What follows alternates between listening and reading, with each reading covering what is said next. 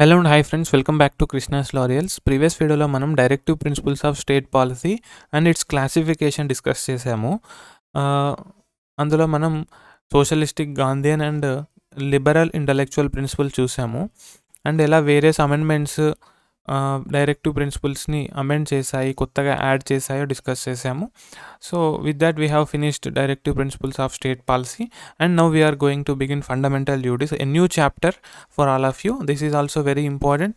A question may be asked in LAWCET 2025. So fundamental duties, my dear friends, are covered under Article 51A. Friends, మనం ఒకసారి గమనిస్తే part 3 fundamental rights, part 4A fundamental duties and part 3 directive principles of state policy under article 36లో మనం చూసాము. These principles are fundamental in the governance of a country అని రాశారు. So they are also very fundamental. So the term fundamental is repeatedly repeating in these 3 chapters. That means we have to understand that these 3 chapters are very much important for a country to develop, for a citizen to lead a welfare life, welfare state. కాబట్టి ఈ యొక్క chapter అనేది చాలా important. Fundamental duties కూడా like DPSP, non justiciable, we cannot enforce them.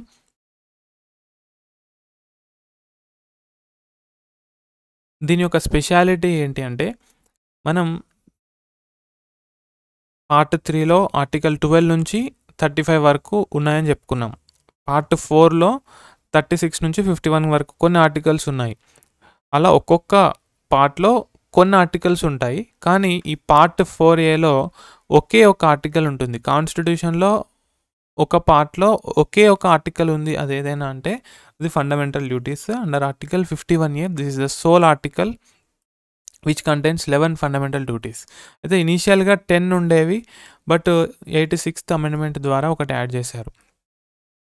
వీటిని మనం USSR, Russia నుంచి తీసుకున్నాము, ఇన్స్పైర్ అయ్యి తీసుకోవడం జరిగింది.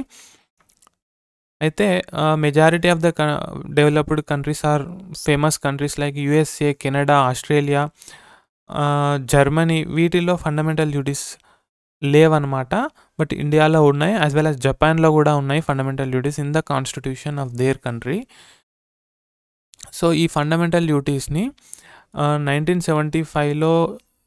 1975 to 77 ఎమర్జెన్సీ టైం అది. అప్పుడు కాంగ్రెస్ గవర్నమెంట్ ఫండమెంటల్ డ్యూటీస్ని మనం at the commencement of the constitution add చేయక హిస్టారికల్ మిస్టేక్ చేశాము. ఇప్పుడు దాన్ని యాడ్ చేయాలి అని చెప్పేసి వాళ్ళు భావించారు. ఆ యొక్క ఎమర్జెన్సీ టైంలో సిటిజన్స్కి రైట్సే కాదు, డ్యూటీస్ కూడా ఉండాలి, అది మనం గుర్తు చేయాలి, వారికి ఒక అఫీషియల్గా ఉండాలి అని చెప్పి దాన్ని అనలైజ్ చేయడానికి, పరిస్థితిని స్టడీ చేయడానికి సర్దార్ స్వరణ్ సింగ్ అనే కమిటీని ఎస్టాబ్లిష్ చేశారు. ఆ కమిటీ 8 ఫండమెంటల్ డ్యూటీస్ని సజెస్ట్ చేసింది. ఆ 8లో కొన్ని తీసుకోలేదు. 8లో ఒక 3 ఫండమెంటల్ డ్యూటీస్ అనుకుంటా తీసుకోలేదు, మిగతా అన్ని తీసుకుంది. అండ్ వీళ్ళు కొన్ని యాడ్ చేసి మొత్తం 10 ఫండమెంటల్ డ్యూటీస్తో పార్ట్ 4Aని యాడ్ చేశారు. అండర్ ఆర్టికల్ 51A ఫండమెంటల్ డ్యూటీస్ని ఇన్కార్పొరేట్ చేశారు 42nd అమెండ్మెంట్ 1976 ద్వారా. ఇంపార్టెంట్ క్వశ్చన్స్ ఇవన్నీ కూడా. ఫండమెంటల్ డ్యూటీస్ని ఏ అమెండ్మెంట్ ద్వారా యాడ్ చేశారని అడుగుతారు. 42nd amendment act. ఏ కమిటీ ఫండమెంటల్ డ్యూటీస్ మీద వర్క్ చేసింది అంటారు? సర్దార్ స్వరణ్ సింగ్ కమిటీ. జనరల్గా స్వరణ్ సింగ్ కమిటీ అంటారు, సర్దార్ అనే పదాన్ని యూజ్ చేయరు. But you can keep it in mind. అయితే రైట్స్, డ్యూటీస్ అనేవి కొర్రిలేటివ్ అన్నమాట. ఓకే, ఈ పదాన్ని మీరు గుర్తుంచుకోవాలి.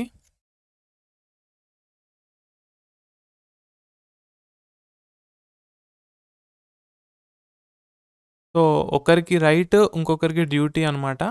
So rights and duties are correlative. And article 51A, it shall be the duty of every citizen of India to abide by the constitution and respect its ideals and institution, the national flag and the national anthem.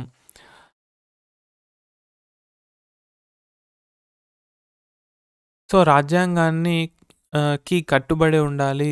National flag, national యాంథాన్ని మరియు constitution యొక్క ఆదర్శాలని గౌరవించాలని చెప్తుంది. First duty. అయితే మీరిక్కడ గమనించాల్సిన విషయం ఏంటంటే, fundamental duties only సిటిజన్స్‌కి మాత్రమే అప్లికేబుల్ అవుతాయి. ఫండమెంటల్ రైట్స్‌లో మనం కొన్ని సిటిజన్స్‌కి అప్లికేబుల్ అవుతాయని చెప్పుకున్నాము. కొన్ని మాత్రం సిటిజన్స్ ప్లస్ ఫారినర్స్‌కి అప్లై అవుతాయని చెప్పుకున్నాము. నాన్ సిటిజన్స్ కూడా అప్లై అవుతాయి. బట్ ఫండమెంటల్ డ్యూటీస్‌లో అన్ని సిటిజన్స్‌కి మాత్రమే అప్లై అవుతాయన్నమాట. To cherish and follow the noble ideals that inspired the national struggle for freedom. So, noble ideals, ఆదర్శాలను, స్ఫూర్తి కలిగించే ఆదర్శాలను in terms of national struggle for freedom.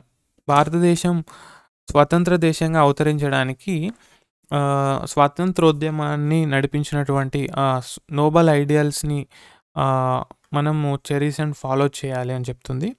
To uphold and protect the sovereignty, unity and integrity of India, to defend the country and render national service when called upon to do so. అవసరమైనప్పుడు మనము దేశ రక్షణ కోసం వెళ్ళాల్సి వస్తుంది, service చేయాలి. To promote harmony and the spirit of common brotherhood amongst all the people of India, transcending religious, linguistic and regional sectional diversities. So, ఈ diversities ఉన్నప్పటికీ కూడా మనము ఒక సెన్స్ ఆఫ్ బ్రదర్హుడ్ మెయింటైన్ చేయాలి, హార్మోనీని పెంచాలి, సమాజంలో శాంతిని నెలకొల్పాలి. And to renounce practices derogatory to the dignity of women. So, మహిళల యొక్క డిగ్నిటీకి భంగం వాటిల్లే విధంగా ఉన్నటువంటి సాంప్రదాయాలను త్యజించాలి. To value and preserve the rich heritage of the country's composite culture. So, సామూహిక సంస్కృతిని మనము కాపాడుకోవాలి, దాన్ని గౌరవించాలి. To protect and improve the natural environment including forest, lakes, rivers and wildlife, and to have compassion for living creatures. జీవుల పట్ల దయ కలిగి ఉండాలి.